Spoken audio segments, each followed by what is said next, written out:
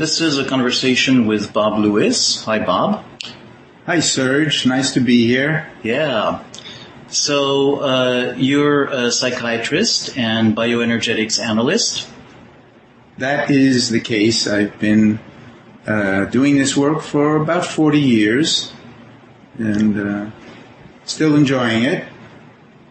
So do you want to talk a little bit about the work? Yes, I think the spirit that moved me when you suggested this conversation was to share some of what my work is about, the bodily implicit dimension of being in the room with another person that way, but not to neglect I want to raise my consciousness and maybe others about some of the existential issues that contribute to our not helping the people we work with, to not being able to help them to change as much as we both would desire. So I wanted to include that. Yeah. So not just focusing on the success, but also the frontier, the edge of where it's difficult. Right. I start with the premise that I don't know about most of us, but I certainly am a wounded healer, and I have my countertransferences or blind spots or whatever you want to call them, that I continue to be a work in progress with, and to the extent that I can be with some of my sense of having been broken in some ways, and at the same time cherish my core life positive aspects, I can see those same things and abide with them in my clients. And at times when the therapy is not going as well as we'd both like it to happen, it's because I'm trying too hard. I'm impatient. I want to be helpful to the patient. The piece of me wants to be important in their life by making them better, instead of somehow accepting that we're going to start where they live. That is, to me, a generic issue that will never quite go away, because I tried to make myself feel more worthwhile originally than I was, just as the human person I was, by becoming a therapist. So that inherent tension is something I will work on if I'm blessed and able to continue this for a while. It'll always be there. I could share a vignette or two about the very positive dimension of the body orientation that at times I think gets to a place of depth and true self, etc., that sometimes words alone don't quite carry us to. Let's go there a little bit. I'm thinking there's a man I worked with for a number of years, and at one point when I would work with him, he had a lot of rigidity, and at times I would put my hand directly over his left chest, on his left chest, over his heart, and there were times when he resisted it, and he was in the rigid defense, and there were times when it sort of melted him, and he even would have an experience of feeling loving feelings that was very palpable in the room. And at one time he just was able to look at me and say, you must be, I don't remember the exact words, but he was able to express his love or his valuing of me, that this work must be very deeply gratifying to me, and I must be a really good person to do this. And I was able to tell him that I thought he was a really good person. But the point is that the the physical contact, the human touch, melted a kind of rigidity that I don't know if even the relationship and the verbal relationship, it was hard, it was tough to get to that place. Yeah. I'm thinking of another man. So in that one, you were touching him, and as you were touching him, he was touched, and as he was touched, you were touched. In his book, being touched, the words that he actually spoke, yes, were from a deep place in him. Yes. You know, they were not just from a kind of head dissociated consciousness. Definitely. And so that brought from you that sense of wanting to tell him in response to him telling you you are a good man, that he's a good man, and so that's that part of the exchange. And when we started, you made the point that you became a therapist. In a way, it was a positive role. But this is a part of not hiding behind the positive role and finding that existential contact between the two people. You know, we started with, in a way, the vignette you were describing. Right. You're a therapist and you have that skill and technique of paying attention to the body and touching. But then as the emotion comes in and the strength of the client's emotion comes out, you are also touched as a person. And then there's an authentic person who responds. Absolutely. Not somebody who plays the role of the omnipotent therapist. I think that you captured that beautifully, Serge, and I think that there are many ways to touch, and some of them can convey a sense of impatience or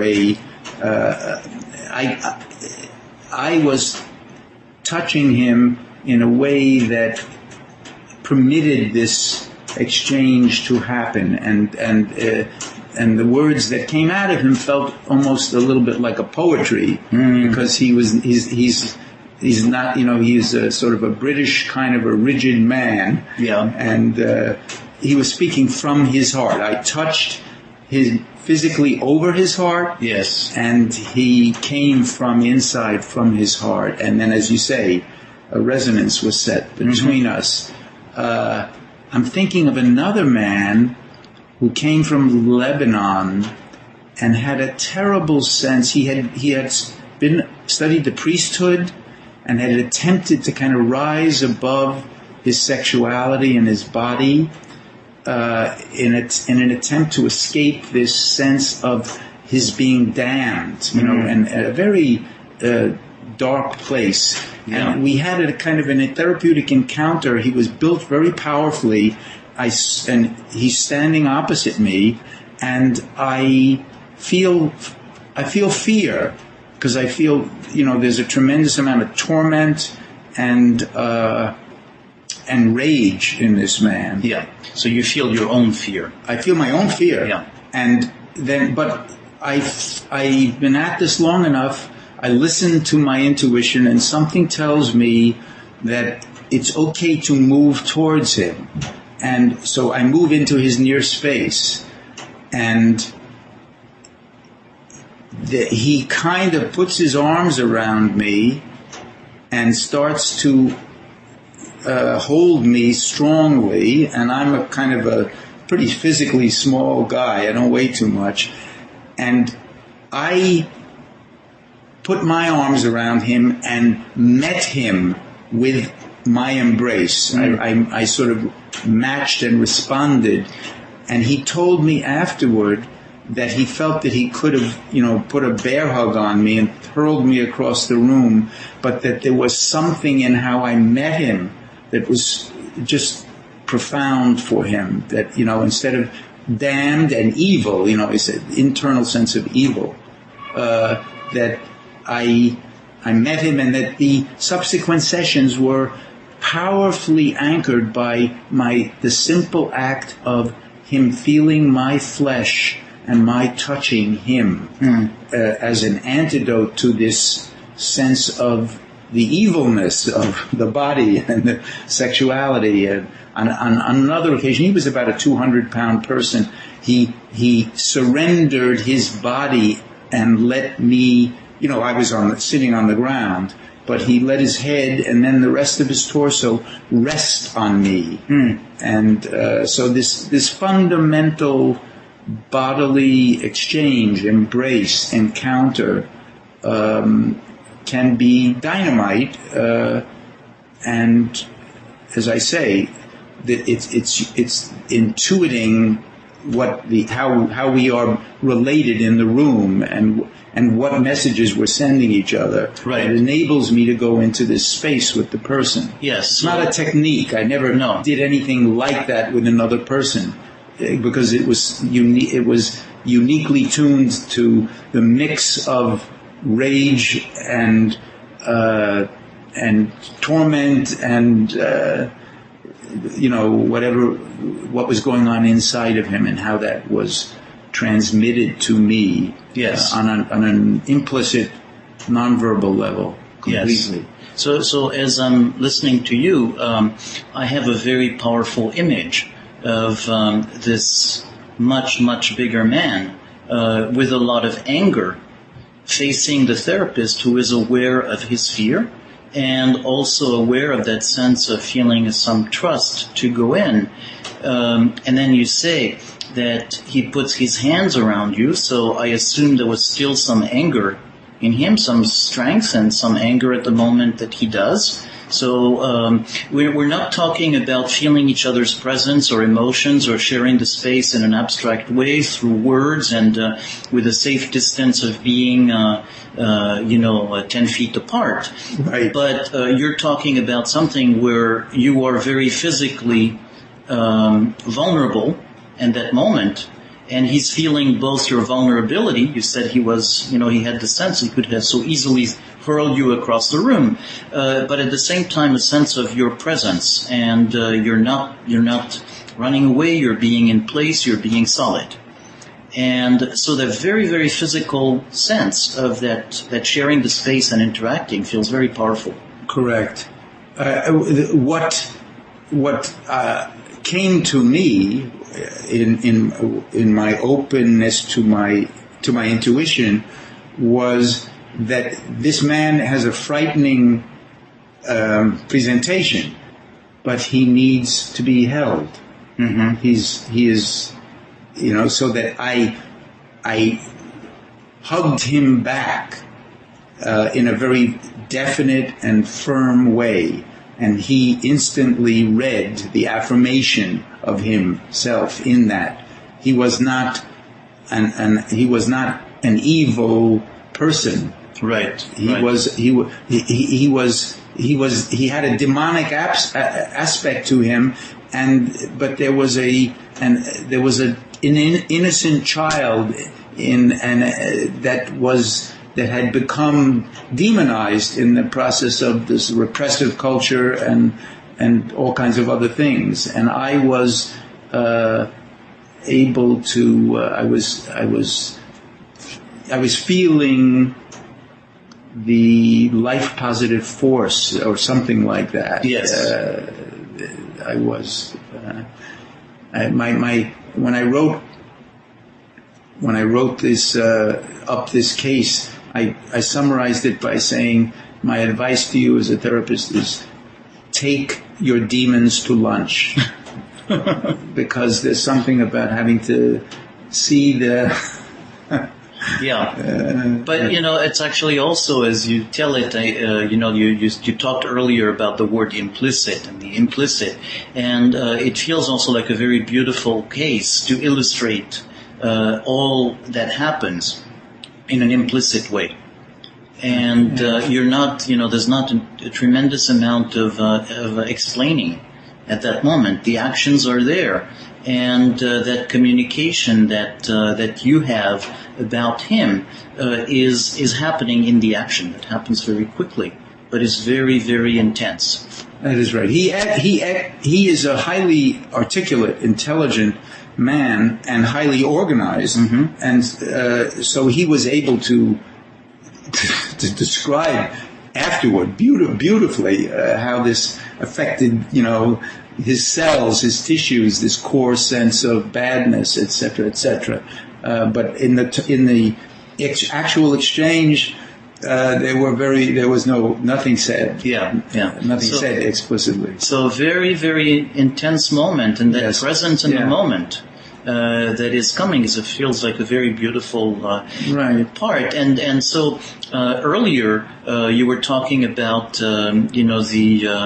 the existential quality of this work, and it feels like this captures it very beautifully. And also what happens in the dyadic experience in therapy. That's something that you have a lot of interest in. Absolutely.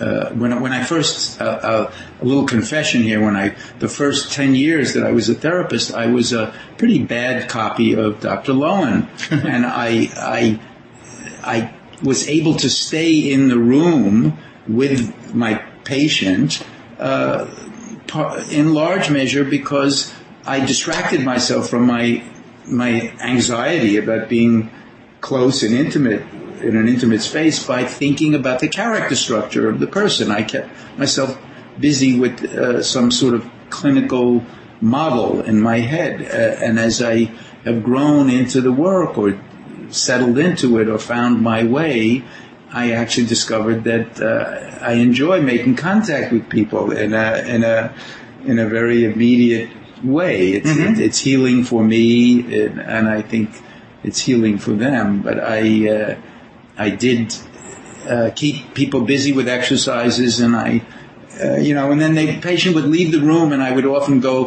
I would hit myself on the forehead as I said, "Oh my God, why didn't I pay attention?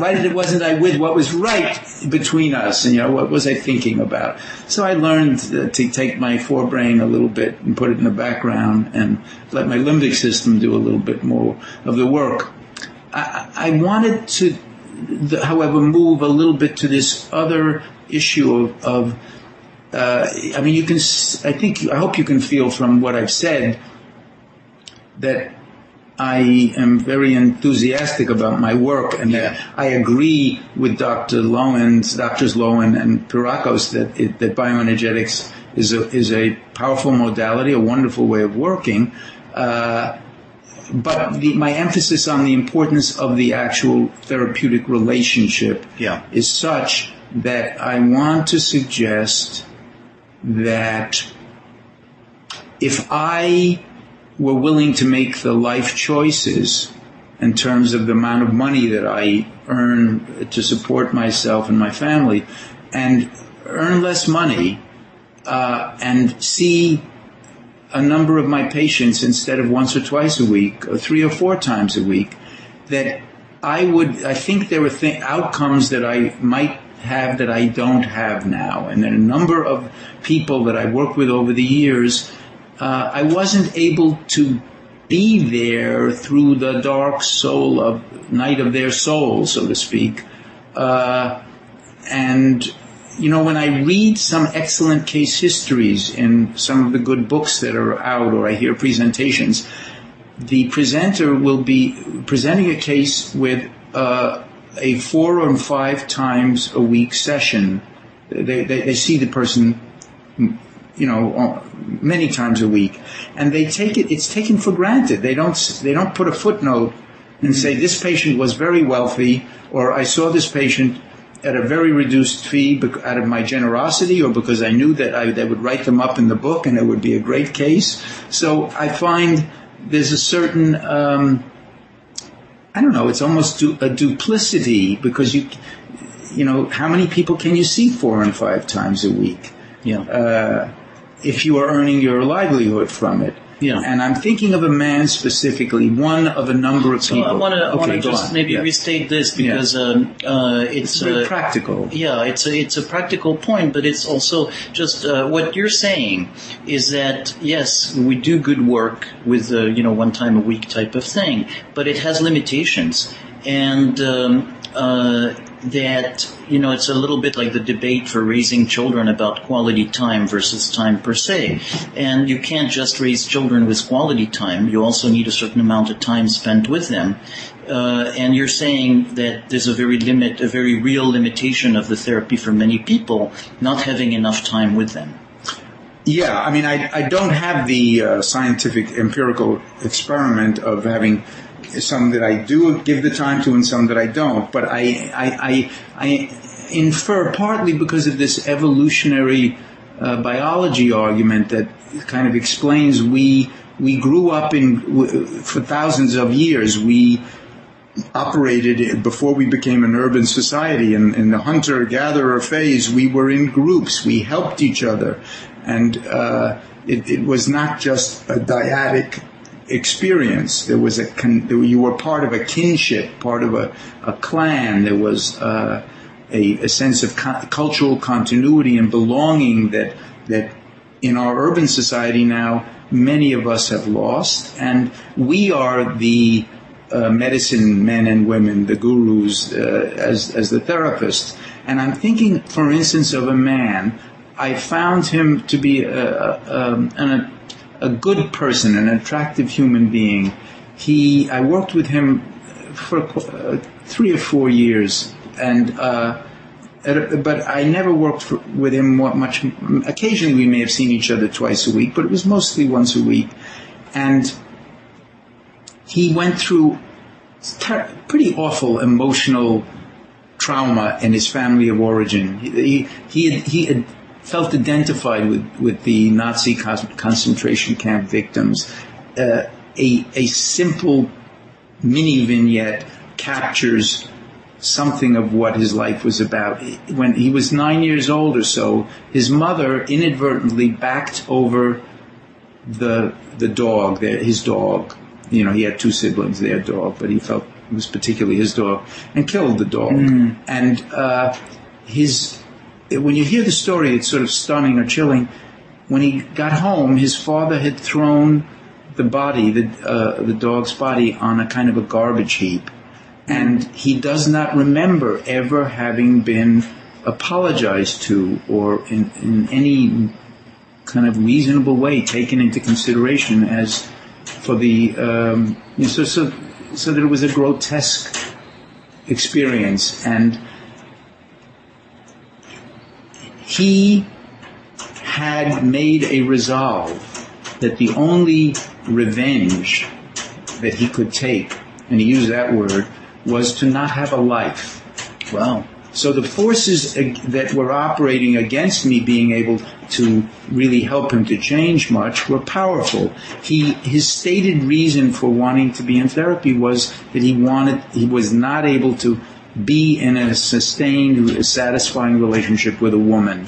He was a sort of an attractive, athletic man. He could start relationships, but he had such a false self-adaptation that every minute into the relationship he was building resentments, and the woman wasn't really getting to know who she was in the relationship with. There were a lot of dynamics there. But on 1 or 2 occasions with me, I'm going to give you an example of this sense that he was not going to forget what had happened to himself and his 2 siblings, in the sense that Elie Wiesel, the famous, used to tell people, we cannot forget what happened to those who perished and who they were and what happened. In that sense, this man was a kind of a totem, a living memorial to the broken to the broken selves of himself and his siblings. And there was a movie called My Life as a Dog that he would cite as I knew what he was talking about after a while, which is a little boy who's betrayed and goes through some trauma. And by the end of the movie, you see a little smile coming over the little boy's face, and you understand that he is going to move towards forgiveness. And when my patient would see that movie, and I think he saw it repetitively, he would feel dismayed and feel, this guy is, he's been holding up the torch to honor to keep some sense of dignity and to honor what the trauma and tragedy was. And now he's forgiving. He's betraying. Yeah, and he used to say to me, this man, if I open up to this immense grief, will you be there in the middle of the night? Or if I open up this immense rage, I can't imagine coming into this office and what would happen to our relationship. And I particularly feel that I would destroy my relationship with my siblings, because he was very, self-effacing.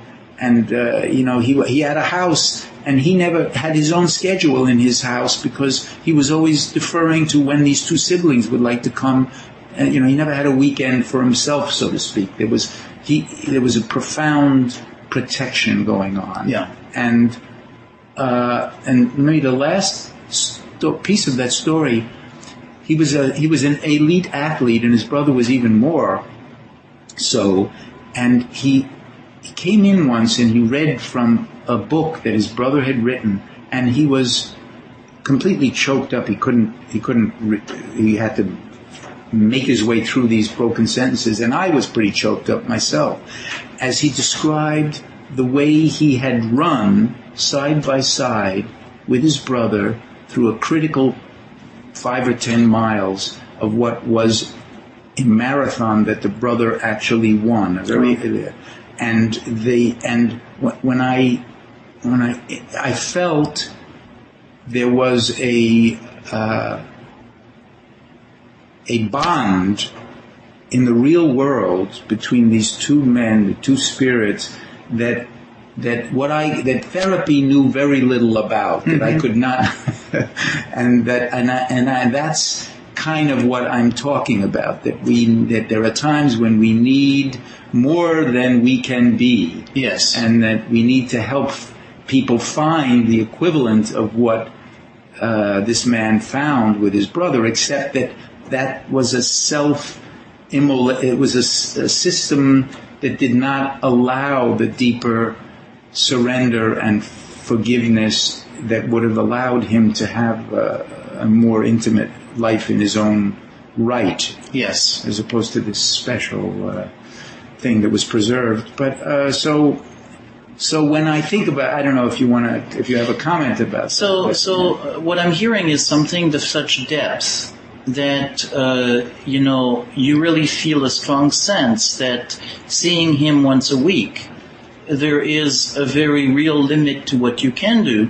And in a way, as you're describing this, and not just the personal trauma, the intensity of it, probably the intergenerational component that added to it, what I'm hearing is not at all a lack of faith in the power of the dyadic work or in the power of your work, but actually a strong faith in it of saying it's good, but you simply need more of it. Reality. Yeah. Right. You remember the earlier vignette where I touched the man on his chest and I made contact with him on a heart level?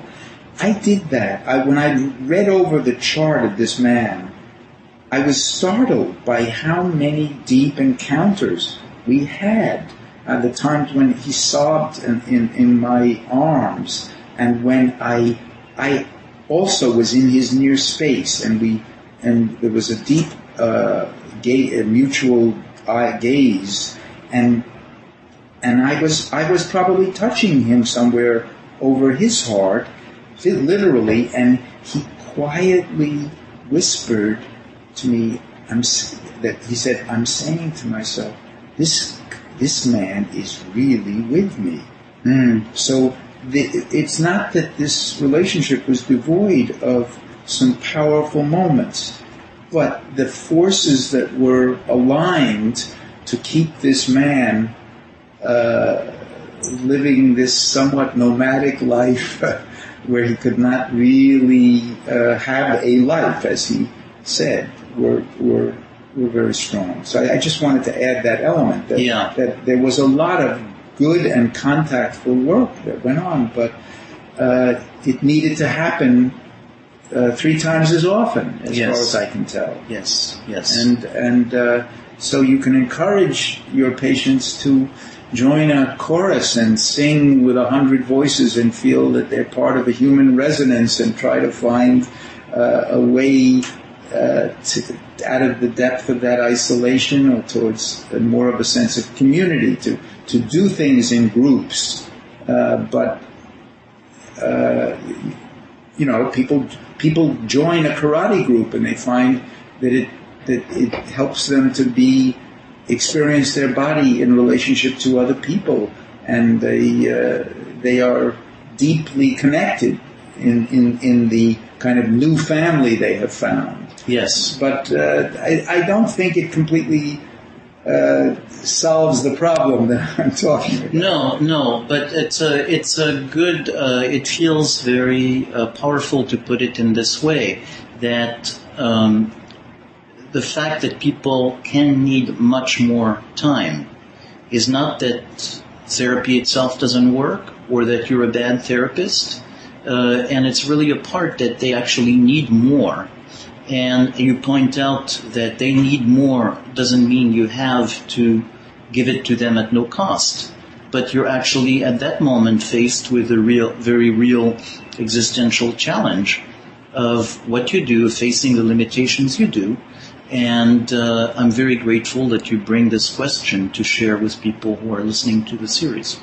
Well, thank you, Serge. This recording is part of the Somatic Mindfulness and Relational Psychotherapy podcast. See the website relationalimplicit.com. It feels very powerful to put it in this way, that the fact that people can need much more time is not that therapy itself doesn't work or that you're a bad therapist. And it's really a part that they actually need more. And you point out that they need more doesn't mean you have to give it to them at no cost. But you're actually at that moment faced with a very real existential challenge of what you do, facing the limitations you do. And I'm very grateful that you bring this question to share with people who are listening to the series. Well, thank you, Serge. This recording is part of the Somatic Mindfulness and Relational Psychotherapy podcast. See the website relationalimplicit.com.